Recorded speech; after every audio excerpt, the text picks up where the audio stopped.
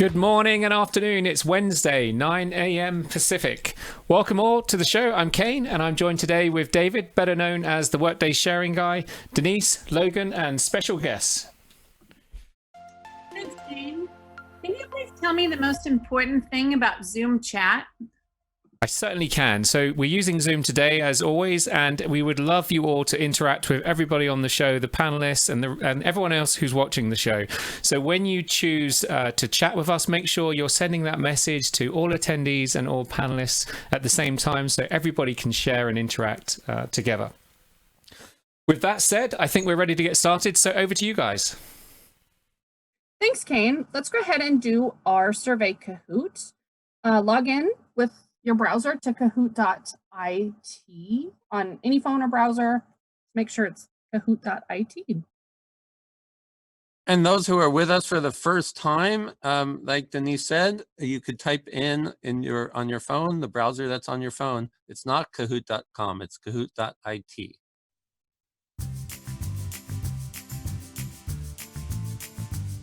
All right, and our pin for today is 2713301.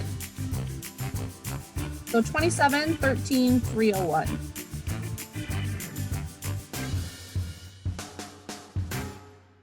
And to help those who are first time, it's in the chat as well, 2713301.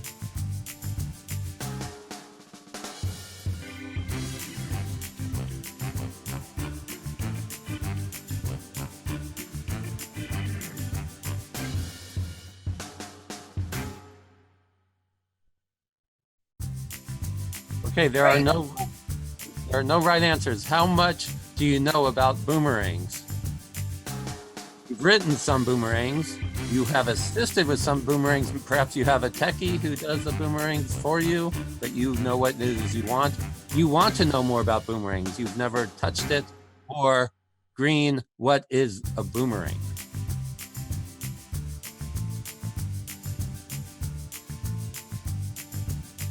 Wow, okay, more than half of you would like to do something with boomerangs, and it looks like you've never written one, and maybe your company has never written one either. You haven't been involved yet. The next most popular vote is, what is a boomerang? A boomerang is an integration where you pull data out of Workday, you massage it, maybe change some data somewhere, everyone gets a 2% raise, something like that, and then you push it right back into Workday. How much do you know about brainstorms? You've written some. You have assisted with others who have written brainstorms and submitted it to community.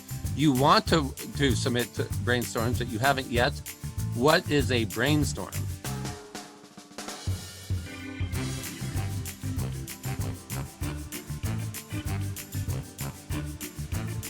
Okay, it looks like a lot of people have written some and a lot of people have assisted, and a fair amount of people want to as well. It's almost a three-way tie, with really a tie for first between written some and have assisted. Not a single person said, what is a brainstorm? So that's great. All right, this is actually a quiz question, guessing Workday Stock Challenge. Whoever guessed the Workday Stock Challenge won a pizza, won dinner with Logan, won an Apple Watch, or won a trip to Rising. And that happened in the last show. There is only one right answer in this case. And it looks like most people know that a very special guest on the show won an Apple Watch. This will come back to us during the show. Okay, one more question. What's your biggest reporting challenge? Finding the fields for a report, filtering on a report, writing calc fields for a report, or dashboards? You have a challenge creating dashboards. Which of these four is your biggest challenge? It was a pretty quick vote here, but it seems like the largest is calc fields, with a second place really close, but still further behind is finding the fields. In a way, that was probably a close vote for most people. And about a fifth of you interested in dashboards or are challenged by dashboards. Thanks, David. What do we have up next on the agenda? Up next, we have David, the sharing guy. Okay, hi everybody. This is David. Most of you've probably heard my disclaimer at least once, but I have an agreement with Workday. I need to be clear that we are not representing Workday.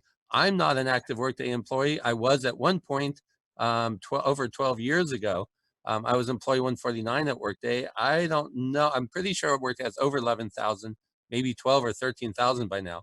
Anyway, I'm not a Workday employee. And nobody on the phone, I believe, is a Workday employee, but the guests are not. Everyone's just representing themselves. And this is not training, this is sharing. Sharing is different, knowledge sharing, it's separate from training. I highly recommend the Workday training. Now I've added on to my disclaimer, since I've been doing this for over a year with this fantastic team here, I've realized that I'm on a mission to help as many Workday customers as possible. When I left Workday, I've been working with Workday customers, trying to help as many Workday customers as possible. So the next thing we're going to do, instead of the sharing show in 2 weeks' time, exactly at this time, we're going to do a calculated field queue and chat. And it was good to see a high percentage of votes on calc fields. So we'll talk a bit later in the show about the calculated field queue and questions and chat as compared to questions and answers. So that's exactly 2 weeks from this moment. Then later in April, just posted last night on Community, is an encore performance of the Demystifying Calc Fields Share-a-thon. You will see the calendar in more detail here. For example, this is the popular page on Community where updates go for all sharing events, the share-a-thons, the sharing show. You'll see over 8,000 reads on this, and this was just updated last night. The 18th of March is the Q and chat for calc fields. And then the 7th of April, it's our third consecutive share-a-thon on calc fields. This will probably be our last in this sequence of calc field share-a-thons. That's great. So we've gone through this upcoming sharing events. Let's take a closer look at the sharing calendar. All right, so Logan, we've got today is the sharing show, and then like I said, the Q and chat. Yeah, and then so Wednesdays for March, we have the calculated fields questions and discussions in the chat. And then when we get to April, we're going to go back to our bi-weekly show of, the sharing show. And on April the 7th, as David just mentioned, we have the encore of Demystifying Calc Fields. So you're not going to want to miss that. Right, and I do think when I think it's the final, not the final of all time, but the final of this sequence of, I think we had an intro calc field share-a-thon and then a demystify last week, and now the encore performance of it. This is where on Community you would find it, in case you have any dog yourself or any favorite cartoon dog to help you remember, but you can't search in Workday for the word Snoopy. So if you search for demystify, it would maybe come up, but it turns out there's a few other topics in Workday that people want to demystify. So I think if you do demystify calc field, it will come up, or demystify CF, either one it will come up. There's the link in there to register, but we also have an easier way for people to start registering for sharing events. Now, since there's an encore performance for those who missed the previous one or the previous airing of the sharing show, I used pumpkins as a way of describing calc fields, and good grief, this is really different. But if you've ever spent the night in the pumpkin patch once a year, you might be able to relate to this. Maybe only one cartoon character could actually relate to finding the best pumpkin, the great pumpkin out of the pumpkin patch. So here's a different idea. Instead of pumpkins, how about suitcases? Where's this picture from? Imagine a whole bunch of people leaving Rising in Orlando last year, lining up their suitcases and getting a tag. Well, what kind of calc fields might you write on suitcases?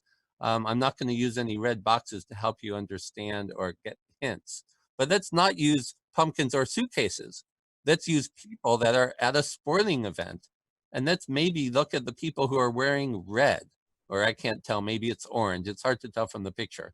But this is, believe it or not, this is not an approach where you mystify or where I mystify. I am trying to demystify, and I'm trying to come up with things you probably haven't heard before, unless you're a fan of the sharing show. So once you understand pumpkin suitcases or sports fans, another question that is tied to understanding calc fields is, how are all these objects tied together? In the case of people, it could be your supervisory org structure. Thanks, David. What's up next on our agenda? Up next, we have Virginia from Philly with a calc field on a BO. Hi, I'm Virginia, and I would like to add the equivalence rules that are tied to the job profile on the screen that you're looking at in a report.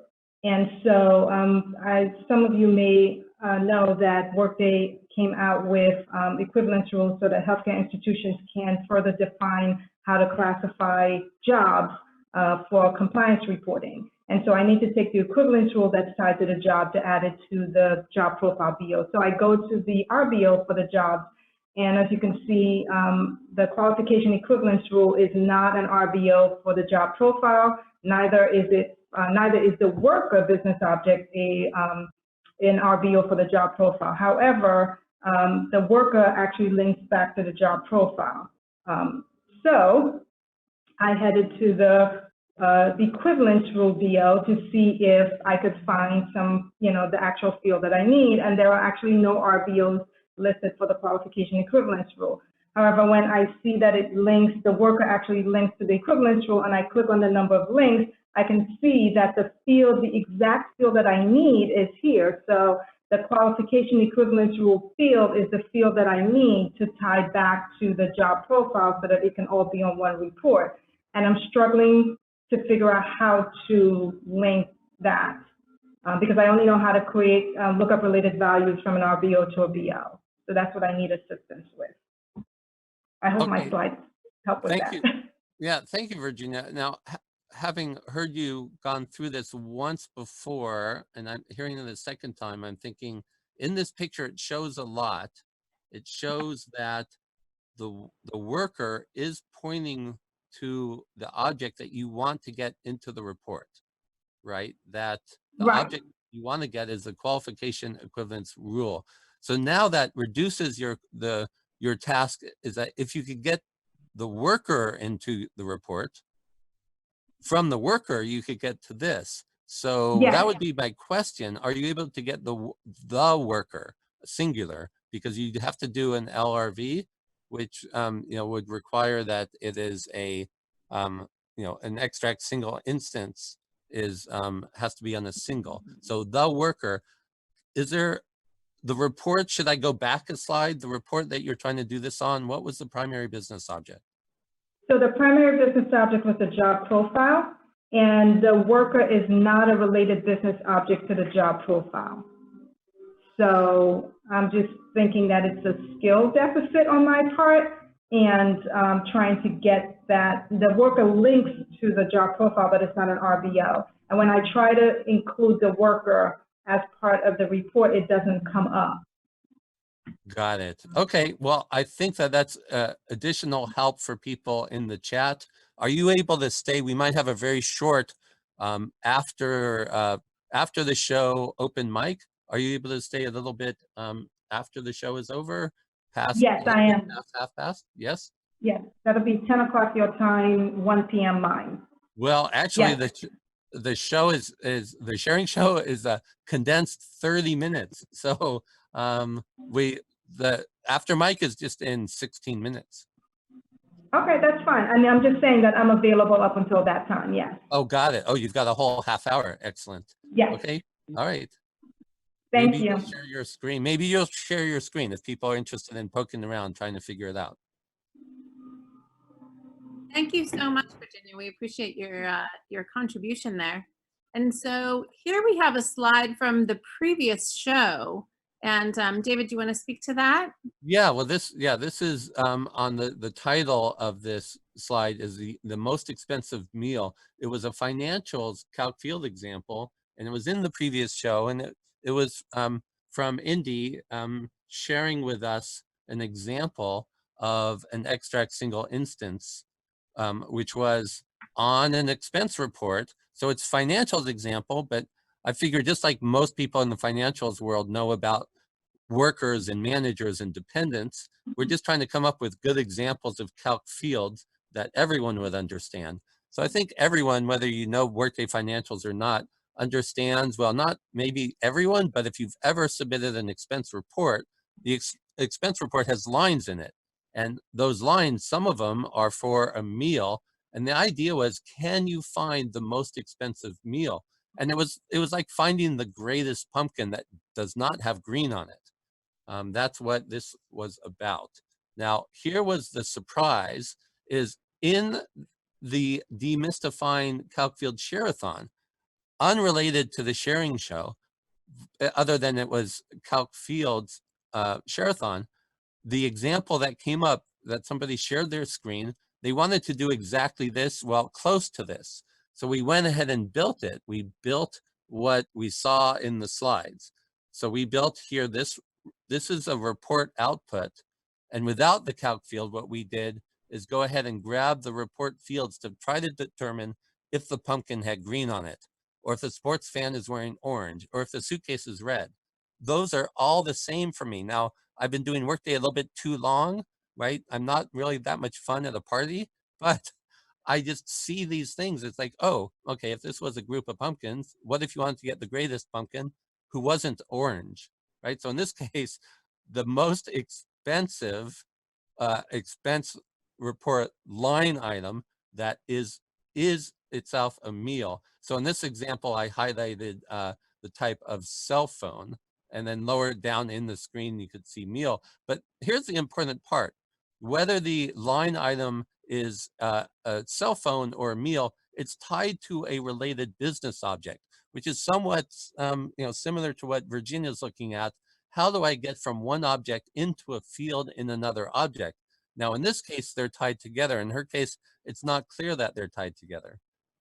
Okay, so the other thing that came up during the Demystify Calc Field Share-a-thon is our favorite new checkbox, where you actually have to uncheck it to use what I like to see when I'm using the prompt on a filter or a sub-filter. I like to go to the top where I go to Fields on Report, and it was empty. And the reason it was empty is that box was checked. Now, again, this is somebody else driving in the share-a-thon. So it was just a very interesting share-a-thon. One of the reasons we're doing an encore of it in April. So when we finally unchecked it, filtered on a field on the report, we then went and sub-filtered on fields on the report, and we were able to get to the greatest non-green pumpkin, or in this case, an item, which was a meal. This was a true-false condition, which is needed if you need to extract a single instance. Quite often you have to create one. I doubt that Workday had already in it, hey, is this expense item a meal, yes or no? They just tell you the type, and then you have to create the true-false condition. Thanks, David. What do we have up next on the agenda? Up next, we have Indy from Texas with a financials brainstorm. All right. Hi, Indy. Are you on? Yes, David. Can you hear me? Yes.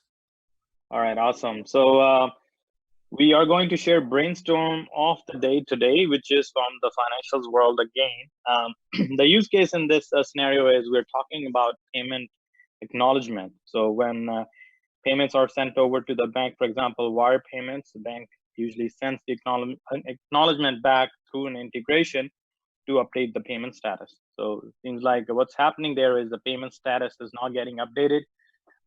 The way the process goes is the payment direct debit process is triggered after the settlement in Workday through an integration. So the payments are sent over to the bank, and through the first pass, bank sends back the acknowledgement to update the payment status. There are two statuses in there. One is the complete, which is ACCP, and the other one is rejected, which is RJCT. And that is before the money is actually withdrawn from the customer's account. So that integration comes in and some of the payments gets updated with the complete status. But as a step number 2, when the bank actually withdraws the money from the customer's account, sometime what happens is they might be, issue with that payment, or the account could be closed, and essentially it's a rejected payment. So another integration is triggered to be sent back to Workday, so we can change the payment status from previously completed status to a rejected status. And the issue that we're running into is payment status not getting updated to rejected status after the second acknowledgement file that comes in. So here's a screenshot of that.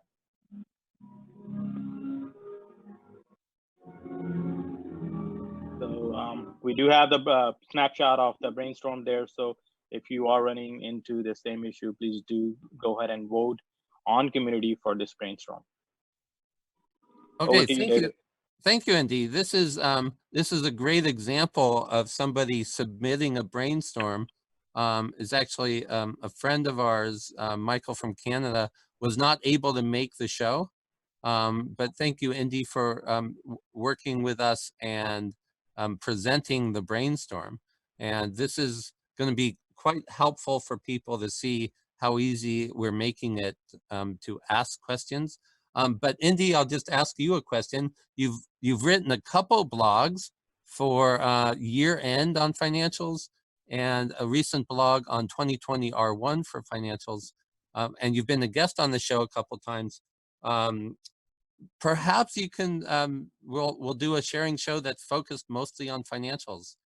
Is that something you'd be interested in doing? Oh, first of all, thank you, David, for having me on the show. It's an honor. Yeah, I would love to if, we have a good group that's interested in sharing some of the financial items. I would love to do that. That'll be awesome. Okay. All right. Maybe we'll schedule that for May or June. Sure. That'll give us enough time to reach out to people in the financial world. I think most people on the phone are typically HCM, but we will find out. We will ask on the community. And actually, we have a new place to ask. Thanks, Indy. And our new place to ask, we have our webpage up and running. And so what we want to know is, what's your favorite part of the new webpage? All right, thank you, Logan. I mean, there's so many parts to it. It won't fit on the screen, but it for sure is an easy name to remember, thesharingshow.com. So let's go through a little bit of it here. There is now a menu, register. Now everybody here has registered for the Sharing Show, so that's easy. But for people who are finding us and have never attended a show, we make it easy to register. So there's also sharing dashboards you could register for that came up in the previous show. People are wondering, wait, how do I register for that? You see the calc field, Q, and chat. Even the demystify calc field encore share-a-thon, all that's under the register button. There's a contribution button, and this is where we make it easy for you to ask, right? So, Michael did this ask, or I'm sorry, he shared a Brainstorm. I guess his ask is this something that you're familiar with? And if so, please vote. Maybe we'll add a Brainstorm contribution here, but think of it as become a guest, ask a question, or share something. So for example, ask a question. And by the way, this is just up for the first time. So if you find any typos, don't be surprised. Like, we're just right now gone through the testing, it's ready to go. When you do enter your email, this is not for you to enter your entire ask and submit a PowerPoint. Just make sure there's no typos so that we could get to you. If there's a typo, we won't be able to reach out to you. That's great. We are very excited about the new website. And now we have a quick story about the Workday Stock. What's going on? Well, what was this, Logan? Well, we were at Rising on this dreadful day when the stock put a big drop. And on the 19th of February, the winning day, of course, we were live on the Sharing Show. Now, live, I think it cracked through 200 and a penny. And then after the show, I'm not going to say this for real, but somewhat joking, as soon as the show ended, it dropped below 200 and it has done nothing but go down since. So well, it's possible it'll come back up now that we have the website ready to go. Maybe that'll do it. So, you know, what are we going to do about this, Logan? How do we get Workday stock back up over $200? Well, we're going to need some more people to start putting in their guesses. And so it can start raining Apple Watches. And past winners are also eligible. So if you want to put in your guess about when it's going to cross back over 200, we are ready to start sending out those Apple Watches. All right, you are saying plural, but we've already given out one. So let's just say only one person will win. But if there's more than one person who selects the right date, we'll just have to figure out. We might have to have a Kahoot off or rock, paper, scissors. We got to figure out. I don't know how many we would give away for this. We are giving out a lot of Apple Watches, and maybe someone who's won before will win again. It's possible. So that picture of the lightning is right there at the peak when it hit 200. And this picture was yesterday. And I'm going to go back one slide, Logan, just to point out, this is somewhat unbelievable to me, but the Workday stock yesterday, if it was 10 cents over, it would have been 166.66. And 3 is my favorite number. So there's 6. It went down 6 and 33 cents, and it was 3.66% down. That was just yesterday. Yesterday was perhaps a famous day in the world of stock market. We want to really focus more on Workday than on stock. So let's move now to another sharing opportunity, or sharing the love of Workday. A lot of people submitted pictures to the I Love Workday photo contest, and the deadline for that was Leap Day. So now that the deadline's passed, this was also just posted on Community, and we will put this on the SharonShow.com, a link to it. Vote for your favorite picture. The picture comes with a story. So ideally, those who submitted these pictures, 1 through 9, and you can still submit pictures, but 1 through 9 is where people are going to start voting.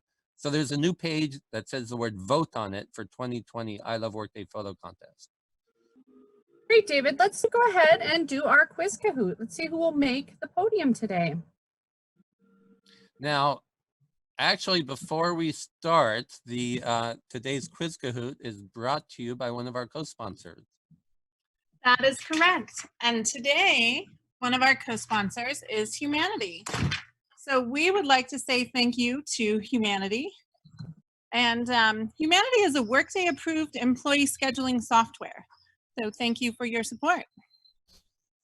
Who else do we have as a co-sponsor? Well, we would also like to thank Dovetail. Dovetail has been there from the beginning. And Dovetail provides HR service delivery software that reduces the number of questions into HR by over 50%. So I don't know who wouldn't want that. Yes. Dovetail is providing employee portal, HR case management, and HR knowledge management. They recently released a new UI that the Dovetail Pug is pawing. And to learn more, you can visit dovetailsoftware.com.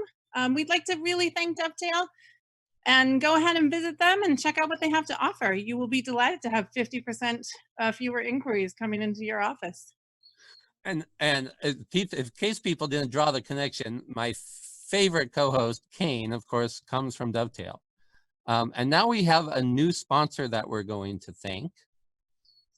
This is SnapLogic. They're a Workday partner in the integration space. And you'll see at Rising in Orlando, they sponsored the t-shirts. And you also see in this picture, some people handing out an Apple Watch. Yes, so thank you, SnapLogic, for your co-sponsorship as well.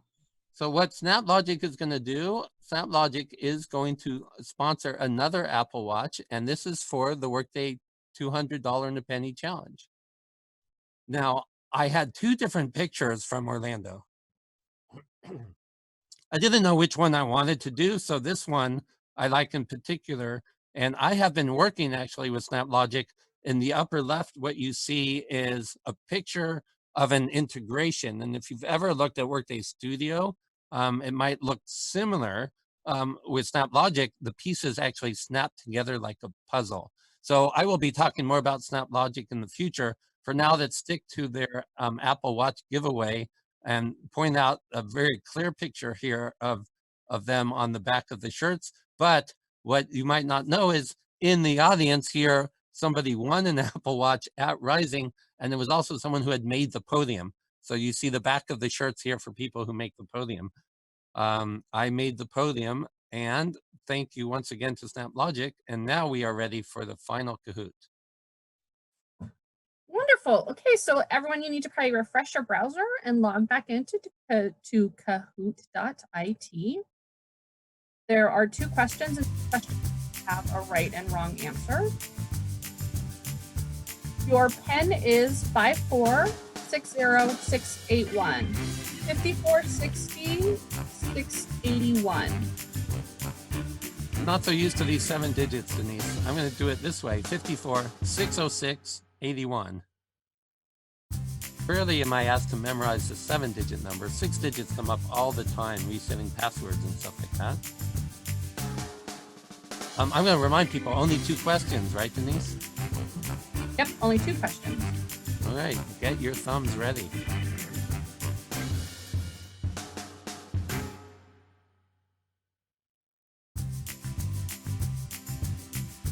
First question: how might you reduce report output based on CRF that is not on the primary business object? How do you do that? How do you reduce the report? Now, this is a CRF that's not on the primary business object. How do you do that? With a BO, with an RBO, with a subfilter, or with fields on reports?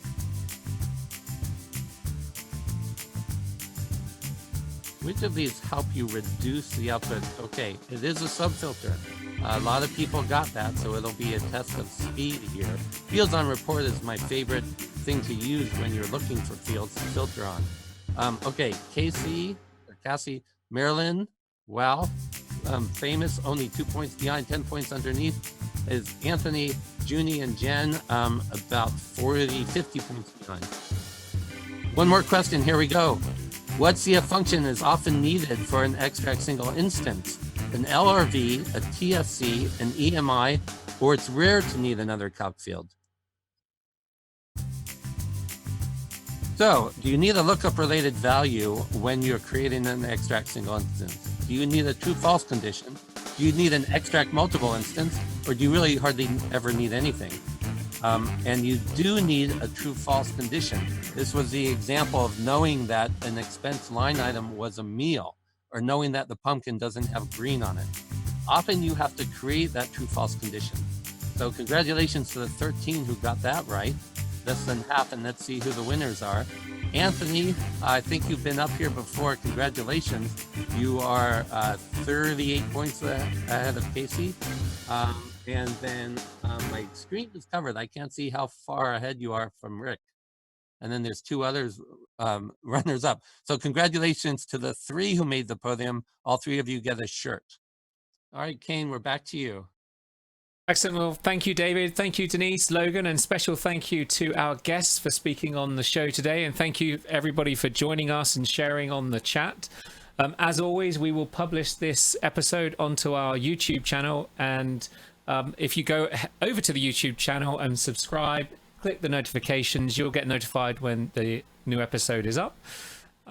Don't forget, we have our new website, thesharingshow.com. You can go to and see all the information that David shared earlier. So I'm going to close out the show now, and then we'll come back with the open mic. So all that's left to say is, everybody have a great workday.